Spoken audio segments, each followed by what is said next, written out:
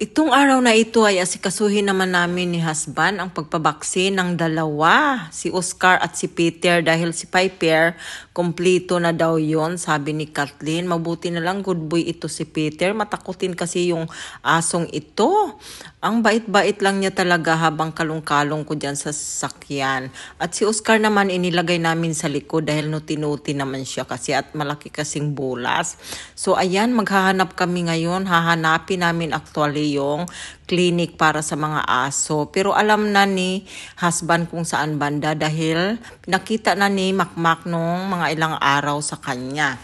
Medyo malapit nga lang to sa amin. Mabuti na lang hindi kami nahihirapan kasi malapit lang. At ayan na nga, dumating na kami dyan. Medyo nag-waiting lang kami kasi pila. At saka hindi ganun kalaki yung kanilang clinic. Pero okay lang naman kasi may waiting area naman sila. At may apartment din pala dyan sa likod. Ang ganda-ganda ng kulay, very brightness. Bihib lang, Oscar, wag pasaway. Naiinip siya kasi may nakita siyang pusa. Parang gusto niya magwala. At ayan na yung record, dala-dala na nga namin. Para alam nila kung ano yung next vaccine ni Oscar. At ang birth certificate naman, katunayan na talagang pure breed talaga yung aming Oscar na German Shepherd. So, dala-dala din namin. So, ayan na, nag-start na. Sumunod na nga kami. At ititimbang na yata nila si Oscar. Dahil nga ayaw ni Oscar umano sumakay. Ang ginawa na lang ay kinarga na lang siya talaga. Sa totoo lang. At ayan na nga, karga-karga siya ng lalaki ni Mamang Kuya. At ito si Peter, tingnan nyo naman, super good boy lang talaga siya. At kinarga pa nga siya ni Kuya. Ayan na, pasaway naman ito si Oscar dahil may nag-grooming din dyan. Tinatahulan niya talaga, nakakaluka talaga dahil nga malaki. Ang hirap-hirap mong bantayan dahil super niya, malikot. At ayan niya, may ginawa sa kanya, tinichik lang yata siya. Something na dyan sa kanyang tiyan ba? Or sa ito na, waiting na kami. Binilhan nga pala namin siya ng ayan, yung kanyang pangliig. Dahil first time niya, hindi siya sanay sa tali-tali. Kailangan niyang may tali. Ito naman si Oscar, habang hinahawakan, gusto talagang kumawala. Ay, kalikot-likot talaga ng aming Oscar sa totoo lang. Pero kailangan talaga namin na malaking aso sa bahay dahil bantay din niya, nakakatulong din sa atin. Ayan, tinimbang na nga si Peter. Tingnan nyo naman, ang cute-cute niya. Hindi lang siya talaga malikot. Ready na for vaccine. Ayan na si Oscar muna. Ayan na nga yung kanyang vaccine. At si Peter naman, ang next. Parang may nilalagay silang powder dyan. After tinurukan. Para daw hindi mangangati di umano. So next naman si Peter. Ang aming Peter na good boy. Mabuti ang dami-daming nag-a-assist dyan sa clinic na yan. Sa totoo lang. So ayan ang doktor. Ayan na. Tinurukan na nga. Ayan. Good boy. Good job, Peter. You're such a good boy, little boy. Mabuti na lang talaga hindi namin naibigay yan at kinikip na lang namin kasi magkasundo naman sila ni Oscar. Sila nga yung mag-best friend eh. At ayan na, going back home na kami. Ayan si Oscar. Sa likod namin siya nilagay dahil napakalikot niya talaga sa totoo lang.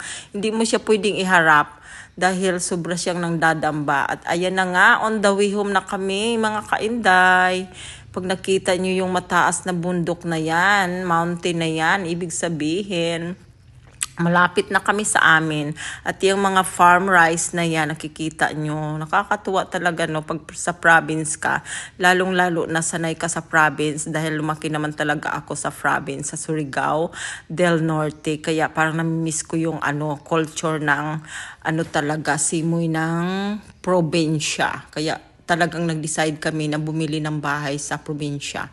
Kaya medyo na-stuck kami ni husband dyan dahil medyo maliit nga lang talaga ang kalsada. So, kailangan pag mayroon kang kasalubong, maghintay ka muna saglit or di kaya sila yung mag-giveaway sa'yo. Either kung ikaw, dahil mga malaki nga yung sasakyan, ayan, pinauna muna namin yung puti. Kami naman yung nag-giveaway kasi 'di ba kailangan ganun talaga ang dito sa Philippines. So, ayan na nga, on the way na kami. At bago kami dumating sa amin, tinawagan ko si Makmak. Niriring ko lang siya para buksan na niya yung gate. Kasi ang hirap minsan kasi hawak-hawak ko nga si Peter. Kailangan kong bumaba para buksan. At mabuti si Makmak nandiyan naman sa amin. Niriring ko lang siya para ready na talaga. Dahil sabi ko malapit na kami. Ayan na nga makikita nyo.